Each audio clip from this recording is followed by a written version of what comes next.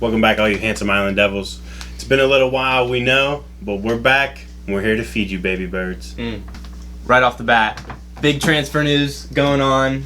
We're going to start with the American players, then we'll move on to our teams individually a little bit. Starting off, the biggest one has to be free promo. Has to be Christian Pulisic to AC Milan. The star boy, Captain America. Here we go. The everything. He's been confirmed for a while now. He's had a few friendlies under his belt. Playing all right in those friendlies too under Pioli in that system. He's played on the left, but we're probably going to expect Leao more on the left. Pulisic, though, he can fill a number of roles for that Milan team. It's just super exciting to see him there for me. Agreed. I mean, we've seen him, like we said. Some of these might be a little bit behind, but, we've been on vacay. We've been hanging out, so enjoying our summer. But he's going to make an impact in this team. For sure. You can already see that the fans are behind him, something that he did not have at Chelsea. Most Chelsea fans knew that he was pretty good, but he had his issues or what have not. These AC Milan fans are all behind him. Yeah. They are full force USA fans at this point. You love to see it. I mean, we love to see it. It makes it even more important because we could be seeing another arrival. It's pretty much confirmed, I believe. We haven't seen him holding the jersey yet. Musah to Milan as well from Valencia.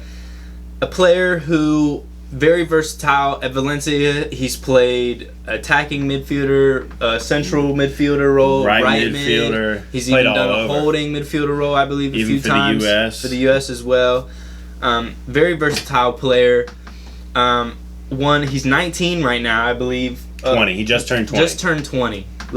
He's a potential young superstar, really. I mean, he's going to be somebody that they look to in the future. He's not going to be Tonali right away, but he's a little bit younger than Tonali, but he's making a big step up. Valencia is a quality team, and they play well in La Liga. It's not the Valencia of the old. It's AC Milan that are trying to get to the top of Serie A. They were so close this year, but we had to take it. But we know Napoli was just running away with it. Now at this point, they have a real shot. Yeah. Moving on. Next Serie A club, we see Timothy Weah arriving at the old lady, Juventus. It's good to see. Obviously, coming from the French league, going to the Serie A. I mean, it's not going to be a staggering quality difference, but it's still going to be noticeable because it is a tougher league, 100%. The French league does not have the quality of Serie A. But it's not, dare I say, the Premier League level right now. Of course. If he were to go to the equivalent of Juve in the Prem, you're talking Chelsea or potentially even City. So the expectations are different. But Weah can come in and he can be an extremely valuable player to them. I think he's obviously gonna fill that Juan Cuadrado role after seeing him go. Yeah. He's played a number of positions actually also for a little, just like we were talking about Musah being versatile. Weah's played at left back, right wing, left mid, right mid, whatever you want to call it. He's up and down the wings. So Either side. In this 3-5-2 that we see mostly from Juventus, Tim Weah being that right wing back, right mid, whatever you want to say, role, running up and down the field constantly. It's going to be fun to watch. And even if they switch to a 4-3-3 or something like that, Tim Weah is somebody obviously who can step up to the right wing position as he does for the USA. He can play wherever, but he also is playing with one of his friends in Weston Mckennie. I mean, at the beginning of the summer, we all heard Mckennie's for sale. He's potentially going Tottenham, Germany, Dortmund. Wherever. But they're back in training, and he's showing Allegri that he's worth it, and he has commented. He said, no, I don't think McKennie's going. So it's great to see that security there, as far as you can have it. Yeah. But the control between him and Mckennie on that, Weah on that right side, it's going to be beautiful. I'm not the biggest supporter of McKennie staying in this team because it just doesn't seem to work last year. Maybe it can be different this year. Maybe it could be something else. But he obviously went on loan to Leeds for a reason, which he played well for Leeds, I feel like, even though Leeds fans are absolutely terrible. We'll get on to Leeds a little bit later. But anyway, McKennie, I hope he can turn it around this year, make a real good impact in a midfield role for Juventus. Have a real role. I feel like his biggest problem is he's good. He's a little good at everything, but he doesn't really have a set role yet in that team. Jack of all trades, master of none. Exactly. So hopefully we can see a little bit more of him in a Juve kit this year. Moving on, next team. 2 Americans on Leeds we need to talk about. I would say one of them being probably the most important player on the national team. Maybe not the most important, but one of, in Tyler Adams, who we're seeing rumors of him leaving. Nothing solid yet. He's injured right now, so it's really hard to get a move when you're injured. The timing of his injury was just so terrible, especially because Leeds got relegated. And how good he was playing for Leeds. If they stay in the Prem, okay, that's cool. But, the championship is not where he wants to be. It's not the Premier League at all. You don't want to be dropping levels in terms of competition. The championship is an extremely tough league. It's very hard to win, which, we assume Leeds probably will be able to do through the cup or, getting first. So yeah, I think it's going to be a struggle to get back to a real quality European level team if he is playing in the championship. Leeds, he's too good for Leeds. All right, yeah. You could say he doesn't belong in Europe. That's a fair argument. He hasn't played. He played in Europe for Leipzig, and Leipzig. I don't know what it is. I didn't really watch him at Leipzig because Leipzig really didn't like to play him. So he wasn't really playing in a favored system there either. So you could argue he's not fit for at least Champions League team, right? Yeah. But he belongs at a Villa, a Brighton, a Leicester. Leicester got relegated though. Yeah, so they did. Not a Leicester. But teams like that, you know Crystal what I mean? Palace. Crystal Palace, exactly. Those mid-table Premier League teams, yes. He would be almost a sure start, I feel, on any of those teams. So to see him in the championship, it's definitely not what you want to see as an American fan when it's the U.S. captain. Well, maybe vice captain behind Pulisic, but we can argue. He's the spine. Yeah. And some other bad news around the USMNT. Dest We didn't get to it. Aaronson. Oh, fuck yeah. Go yeah. ahead. My bad. Aaronson, though, we see him on a loan move. We see him going to Union Berlin. Love to see a team where we have another American PFOC. See about you. It's a good move. I think it'll be... Bundesliga is a quality league. I think he'll get a good amount of minutes in that league for that team. I can see it being a good loan move. I hope... And I'm not going to say... I don't know. I don't want Leeds to go back up because I don't want him to go back to Leeds. Yeah. I would like for him to perform well at Union Berlin, find a club that's permanent in the Champions League, European football, like Union Berlin is. They perform really well for them. They really exceeded expectations. So are they going to actually be able to keep it going? Mm-hmm. Hopefully they can with him at the helm. Obviously he's not the main guy, but he's going to provide something that team didn't have before, and that's at minimum energy and spark off the bench or starting running at players. He's just great at it. So hopefully it's a good move for him. Unfortunately, though, we do have to talk about somebody that's pretty out of favor right now in Sergino Dest. Barcelona have wanted to get rid of him for so long, but for whatever reason, nobody's really biting. It's definitely a combination of a few things. Transfer fee, obviously, wages, how much he's getting paid as a Barcelona player, and you could argue who's going to walk away from that? It could be a fair, who wants to walk away from Barcelona, but also who's going to come in for a guy who's making what he makes and be the level that he'd want to play at. So it's a tough position for him to be in. Javi, we've seen him come out saying things like he could use him and he could give him another chance. Maybe this is another opportunity for Dest. I really feel like that's strictly down to their financial situation. Obviously, if they can't get another right back in, they have Koundé and Araujo who they'll play at center back or right back on and off. But other than that, there's also Roberto. And Roberto goes into midfield a lot now, more so. So having Dest there, it's going to be down to basically whether they can afford to buy another right back or not. and nobody's coming in for him, like I said, because his wages. And he needs to perform. He has not been performing to the level he needs to for Barcelona at all. I'm not going to sit here and say he deserves a starting spot, because right now he doesn't. He needs to be working much harder. He needs to be doing like he does for the USA, getting on the ball, doing what he does best. Defending isn't his best attribute, but you could also say in the Barcelona system, the right back is having to defend a lot more, and you can see him getting caught out sometimes, and it's just a big flaw of his game. But to even be as prolific going forward as he is for the USA, if he can do that for Barcelona, they should have no problem, sliding over to cover that space a little bit, because we see teams do that now. That's the modern game. The fullbacks get so far forward that they almost don't have to defend quite as hard, but they have to have that attacking output, and he just has not had that, and that's why he's not in favor with the fans either. Which at Barcelona, the fans kind of seem like they run everything, so.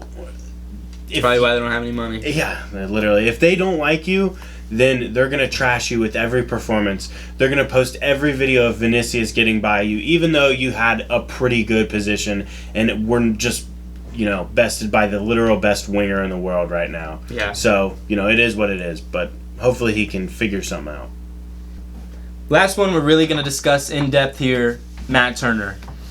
USA's number one goalie. He needs to be playing consistently. That's what I believe as a average fan watching the game. That you're the goalie of the national team, your starting goalkeeper. You would want them in a club that they're starting at. Whatever the level, it is what it is. But starting, you have to be playing as a goalie. The only backup goalie to really be super successful in national team was probably Romero. I knew you were going to say Romero for United. Let's be honest. Like, he played in 2 World Cups for them. Like, was a great player for them, and he was the number 2. But Matt Turner has to be playing to keep the rust off. I mean, there have been games where his distribution's not up to snuff, or he's not come out for the ones that he usually does, or what have you.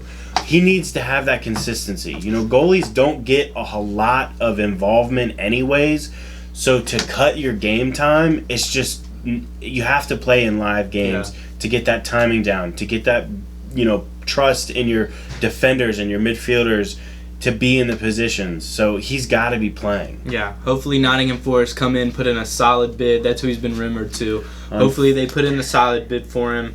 Last summer they went crazy with the transfer, so if they want Matt Turner, I don't see why they couldn't just go and get him. Unfortunately, United would miss out on selling Dean Henderson to them, but so that's kind of where I'm like, I don't know. No, Matt Turner, he's got to go to Nottingham Forest, a solid Premier League club. You could argue maybe relegation, but at the same time, that was last year when they had players who were all brand new. Yeah. So maybe more of a cohesive team this year. A solid goalkeeper in Matt Turner. We still need to sell Dean Henderson's dumbass. All right, a few more. Trusty from Arsenal, possible loan move. Haven't really seen him play at all. He's been playing for, I believe it was Birmingham in the Championship. Did well there. Hopefully we can see, even if it is in the Championship, starting in a consistent team. Especially at a young age. Yeah. Anthony Robinson, left back, signing a new deal with Fulham. You'd love to see it. Sadly, taking him out of the race to go into Manchester City. I'm not saying we were bidding for him necessarily, but there was interest. So somebody that would have really worked in that system. I would have loved to have seen Anthony Robinson as he could have played as a left wing back, left back, even a left-sided center back of a back 3. I really do believe he has the athleticism for that. So, new deal for him for Fulham. We see Lucho Acosta, the Argentinian midfielder for FC Cincinnati, a possible nation change to the USMNT. And I honestly believe, I'm not going to say he's going to go in and start in our team, because he's been playing in the MLS, and that is a different level than other players on our national team. But I believe he gets in the 20, if you're in a 25-man squad. I truly do. I truly do. Greggy's been calling him quite a bit. He's somebody that we've heard that he really wants to get him. And my fear, kind of what Tanner alluded to, is that he uses Lucho being really good in the MLS for an excuse to not play Reyna. That's what I'm afraid of, because we all If it comes down to that, then it's a whole different story. We all saw how well Gio does in the midfield. We all saw how good he can be with the ball at his feet in play with a striker, a midfielder, whoever. He can connect everything. And if he uses Acosta as an excuse to not play him, that's a whole different story, though. That's a whole different story. What the fuck happened to Quickfire? Sorry, I just had to mention that because I saw that and I'm like, that is BS. You could have said it one time, not sit there and drag it out. All right, come on. Manchester City, though, and Manchester United, a little bit more for transfers for them. Man City, we've seen it. Here we go for Gvardiol, but it obviously wasn't. Yeah. Fabrizio, what are you doing to us, man? You can't be doing that to the fans. You're hyping us up, thinking that this is gonna happen. And then it's all taken away, just like that, within an hour. I mean, don't get us wrong. We love you, Fab. Like, we literally have been following But man, come on. You can't be missing them. You can't be missing that one. Like, if you miss some BS about Jadon Sancho or like a $5 million deal to the championship. Who cares? But, like, Gvardiol, that's a big... man. Kovacic, though. Kovacic coming in, a confirmed Croatian on the Manchester City team. Love to see it. Oh my goodness. He's gonna be a good Gundogan replacement. Is he as good as Gundogan? No. He's like 27 or 28, I believe, right now. Can he become a Gundogan or in that role? Possibly. He's got good ball control. He is the definition of a central midfielder. Man is good on the ball, passing, looking for players, looking for options, work rate, all the things you really want from a good, solid midfielder. I think overall for 25 million pounds or euros, I think it's a good transfer. You see a lot of City Academy players going out for big fees for Academy player standards. You love to see it, how much that's bringing us in. We sold a goalie to Burnley. Hope he does well for Burnley, for company. 19 million for somebody that's never made a Premier League appearance. It's not a minute. It's insane, actually. So it just shows how well our academy is being run nowadays, and how much we can't get 25 or 30 for Dean Henderson. This is some BS. So it's good to see as a City fan. But overall, for the big transfers, nothing really huge. We've seen a few players leaving, like Gundogan, like Mahrez.